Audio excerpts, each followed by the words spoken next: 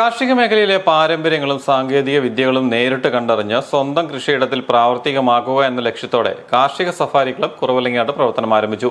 Uzhavoor block panchayat president PC Kurian ഉദ്ഘാടനം നിർവഹിച്ചു. ജില്ലാ പഞ്ചായത്ത് മെമ്പർ നിർമ്മല ജിമ്മി മുഖ്യപ്രഭാഷണം നടത്തി.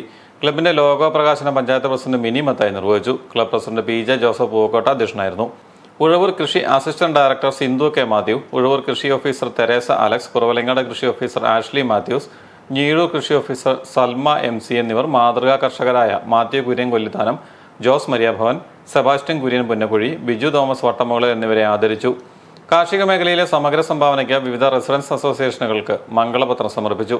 ചർച്ചാ ക്ലാസിന് നേതൃത്വം നൽകിയ പരിസ്ഥിതി പ്രവർത്തകനായ AB ഇമ്മാനുവൽ വിത്തുകുട്ട പദ്ധതിയെക്കുറിച്ച് വിശദീകരിച്ചു. അടുക്കളത്തോട്ട വിത്ത് വിതരണം ബ്ലോക്ക് പഞ്ചായത്ത് അംഗം കൊച്ചുറാണി സെബാസ്റ്റ്യൻ നിർവഹിച്ചു.